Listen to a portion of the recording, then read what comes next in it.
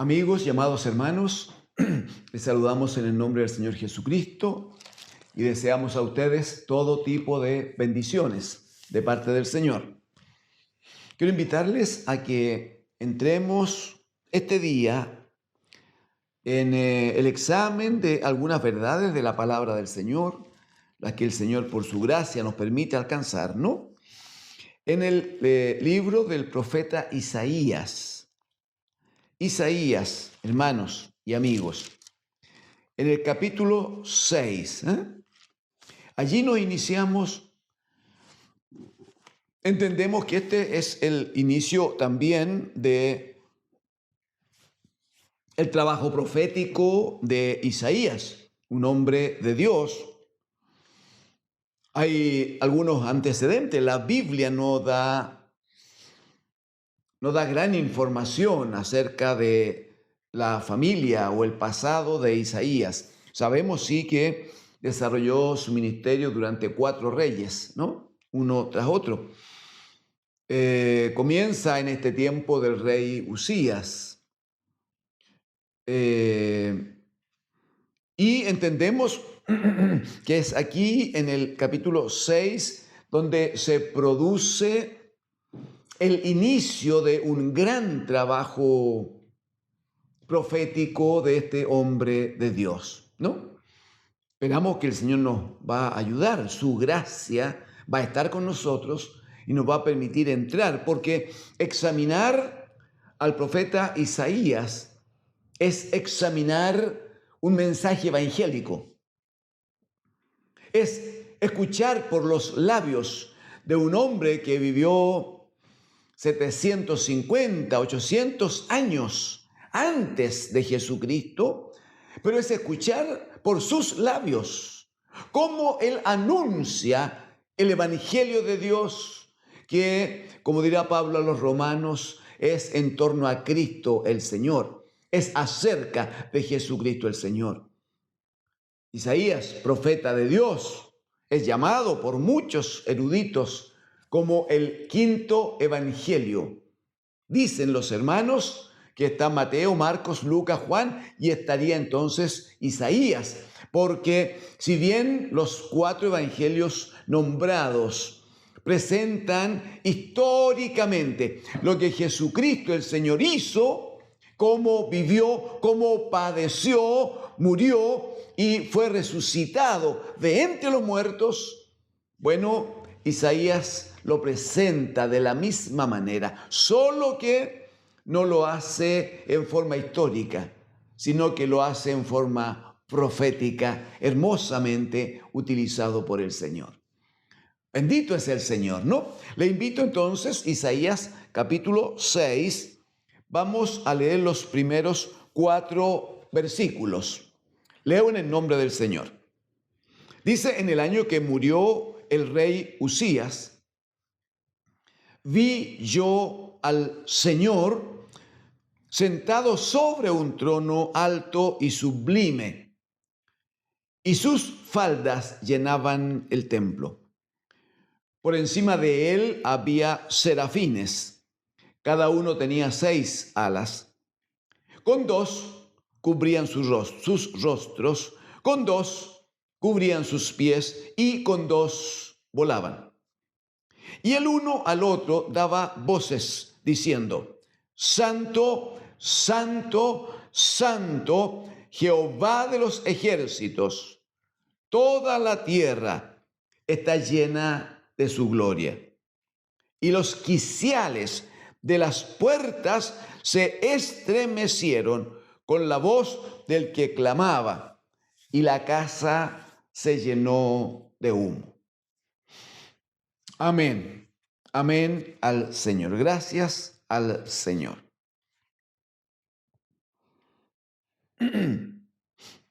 Es muy interesante reconocer este tiempo o este nuevo tiempo para Isaías como profeta de Dios, como instrumento en las manos del Señor. Hay algunos escritos anteriores respecto de los cuales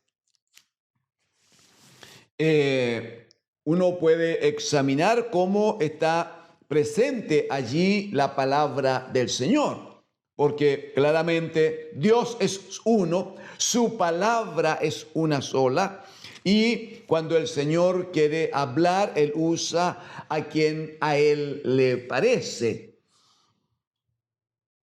Dijo el Señor Jesucristo hablando con los discípulos cuando estos querían pelearse en los primeros lugares. Dice la Escritura que el Señor tomó a un niño pequeño, lo puso enfrente a los discípulos y les dice: el que no recibiere a un niño como este, el que no recibiere la palabra de Dios que venga a través de un niño, entonces no es digno nomás, no es apto para el reino de los cielos. Y luego le dice a los discípulos: y el que no se volviere como uno de estos niños no podrá entrar al reino de los cielos. O sea, el Señor usa a quien quiere, ese es el punto. El Señor usa a quien a Él le parece, porque lo que importa es el mensaje. Lo que importa es el contenido de dicho mensaje. Lo que importa es la fuente. Todo lo demás es solo un medio, ¿no? Entonces, en el caso de Isaías, es muy interesante, sabiendo la profundidad del mensaje que va a entregar luego, es muy interesante que en esto que entendemos es el inicio de su trabajo profético. Lo primero que ocurre, dice que él va al templo. No lo dice de esa manera, pero es muy fácil de entenderlo, ¿no? Vamos juntos. Dice: en el año que murió el rey Usías, vi yo al Señor sentado sobre un trono alto y sublime, y sus faldas llenaban el templo. Significa que Isaías va al templo. Significa que él tiene claramente la necesidad de ir a la casa del Señor.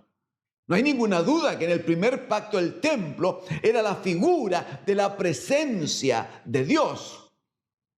El Señor nos permitirá más adelante conversar y comprender juntos cómo es que el templo deja de ser la edificación, la construcción física, para que, como dirá el apóstol Pablo, mas vosotros sois ahora el templo de Dios.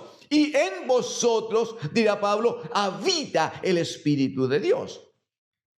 Entonces, el punto es que en el primer pacto, el templo era fundamental, era muy importante por causa de que representaba la presencia de Dios. El templo que levanta Salomón es la continuación o es la figura del tabernáculo claramente mejorada, ¿no?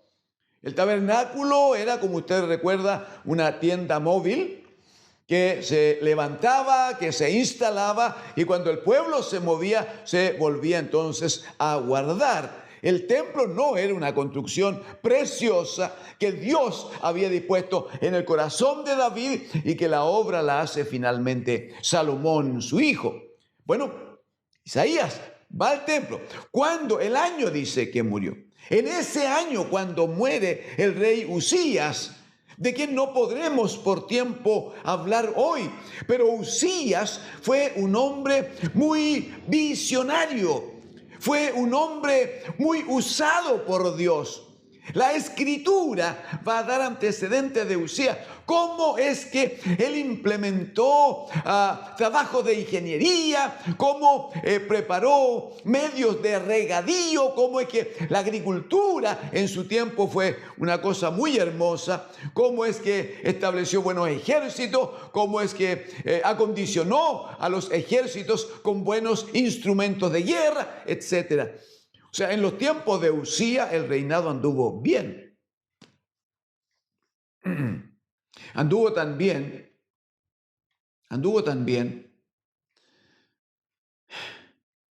que al parecer, por lo que luego va a decir el profeta aquí mismo, al parecer los ojos del pueblo, de todo el pueblo, Isaías incluido, los ojos de todo el pueblo estaban en la figura del rey Usías. Todo el pueblo estaba en función. De nuevo, lo hacía tan bien que él era el centro de atención para el pueblo, también para Isaías.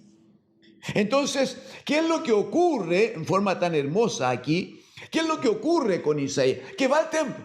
Ha muerto Usías. Él va al templo.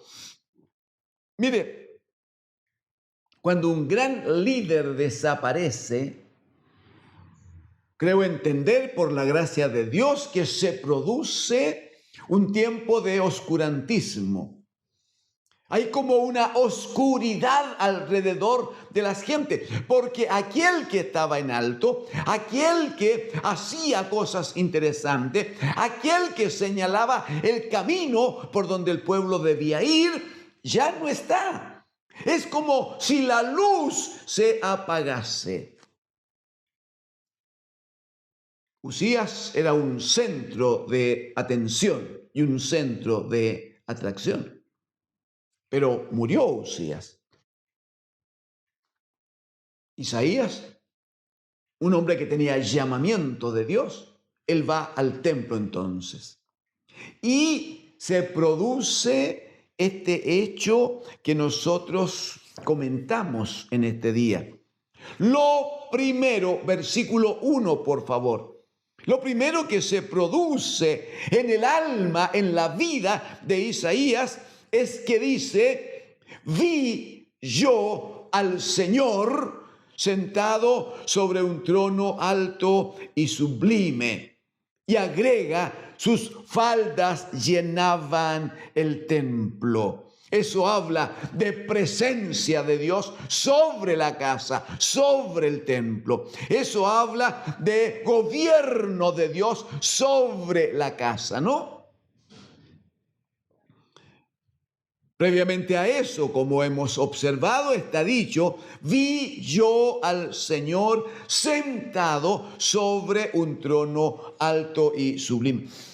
Es de mucho interés observarlo, como lo haremos, que lo primero que pasa por la vida de Isaías es este ver al Señor. Es ver al Señor.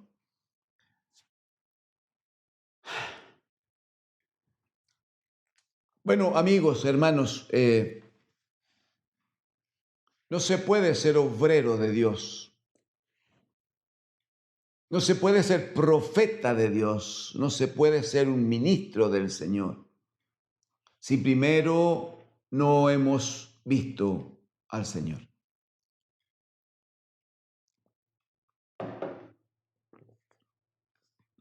Digo más, no se puede ser hijo de Dios. No se puede ser hijo de Dios si primero, por la palabra que el Señor pone en nosotros, si primero no son abiertos los ojos de nuestro entendimiento y alcanzamos a ver al Señor.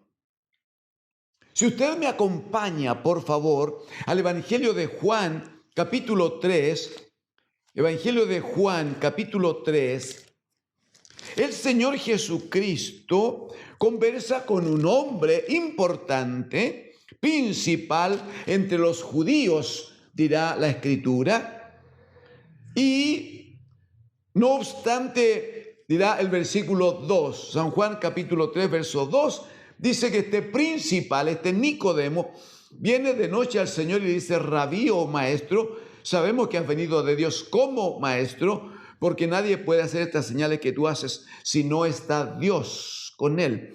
Por favor, interesante, porque el Señor va a responder a esto.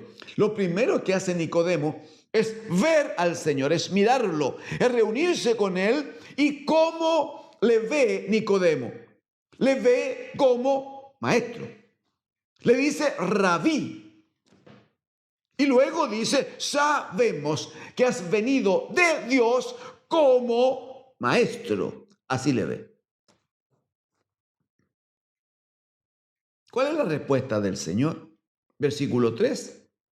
De cierto te digo, que el que no naciere de nuevo no puede ver el reino de Dios. Lo que está diciendo es que para ver el reino de Dios es de toda necesidad nacer de nuevo. O sea, un hombre y una mujer que no nace de nuevo nunca podrá ver el reino de Dios. ¿Y qué es lo central? ¿Qué es lo que hay que ver? Del reino de Dios hay que ver al que reina, hay que ver al Rey de Reyes y Señor de Señores, hay que verlo a Él. Pablo va a decir en la carta a los Romanos, en el capítulo 10, verso 8, va a decir, porque cerca de ti está la palabra, en tu boca y en tu corazón.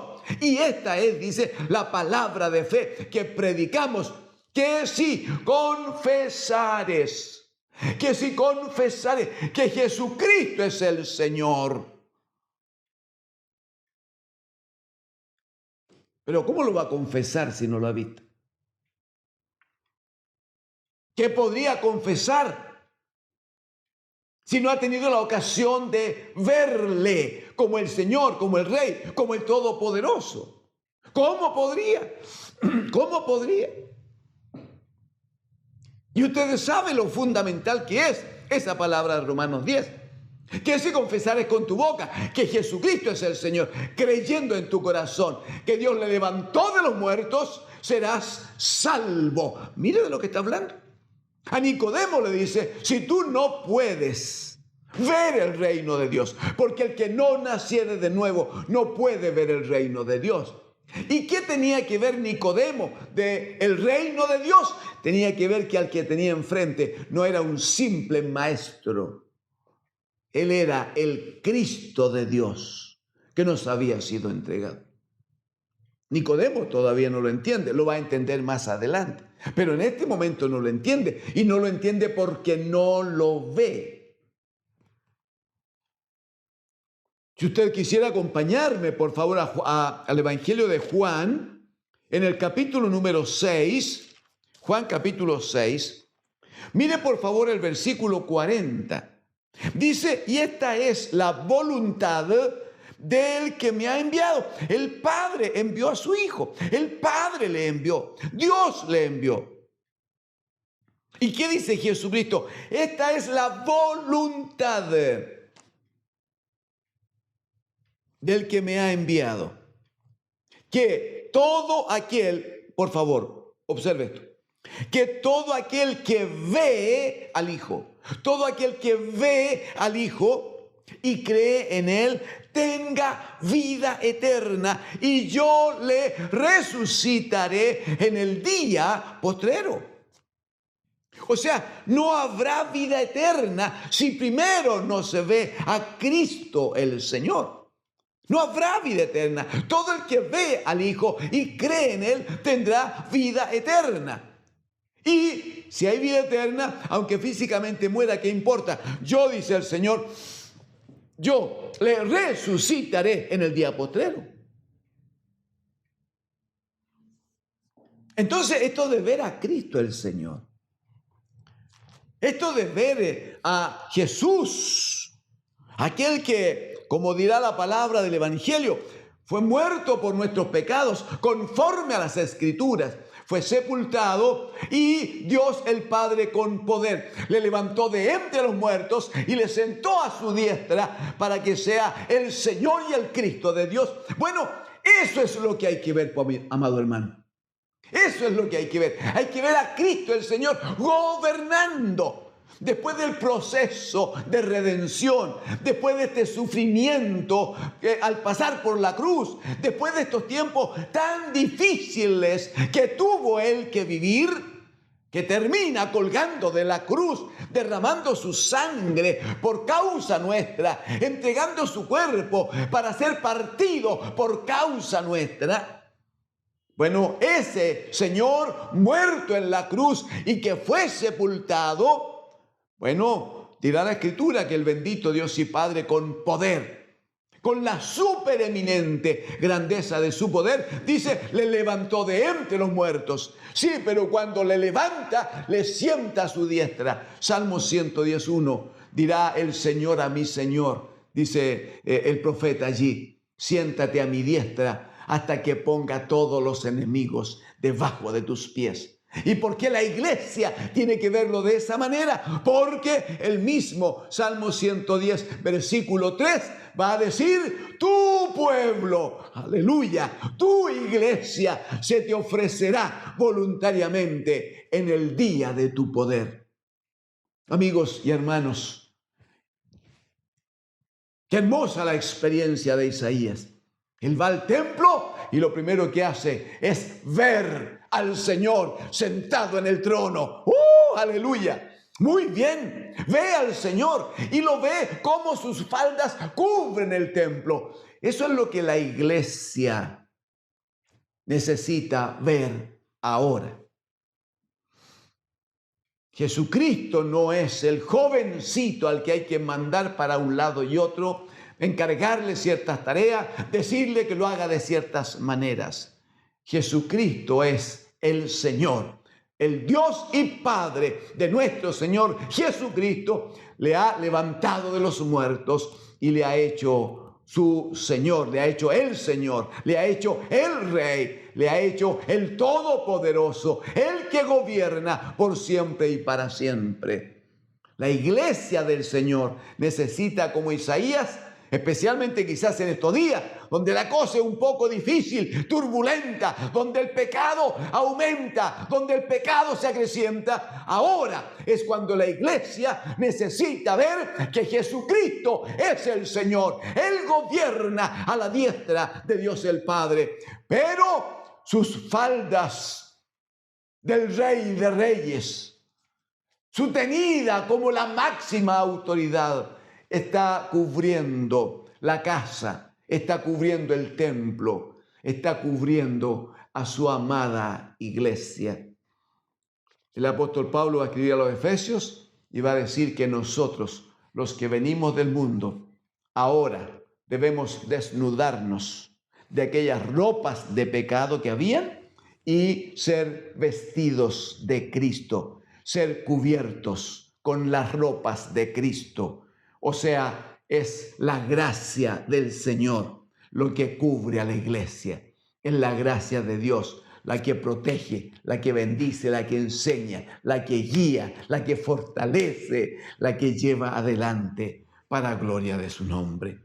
Amigos, hermanos, les invitamos en el amor del Señor a creer en Jesucristo, pero a pedir también que a través del Espíritu Santo sean abiertos los ojos de nuestro entendimiento, para que veamos al Jesús de la cruz muriendo por nosotros, sí, para que veamos al Jesús muerto que fue sepultado con nuestros pecados en su cuerpo, sí, pero que esos ojos abiertos del entendimiento nos permitan finalmente ver cómo es que Cristo el Señor, por el poder del Padre, está sentado a su diestra como Rey, como Señor, como máxima autoridad, como el gran sumo sacerdote, según el orden de Melquisedec. Allí gobierna con el Padre. Y desde ese gobierno, la iglesia es enseñada, guiada, bendecida, cubierta, protegida. Cuando alcanzamos a observar y a ver a Cristo como el Señor gobernando, entonces dirá el apóstol Pablo, allí habrá salvación y vida eterna. Que Dios, el Señor, les bendiga. Amén.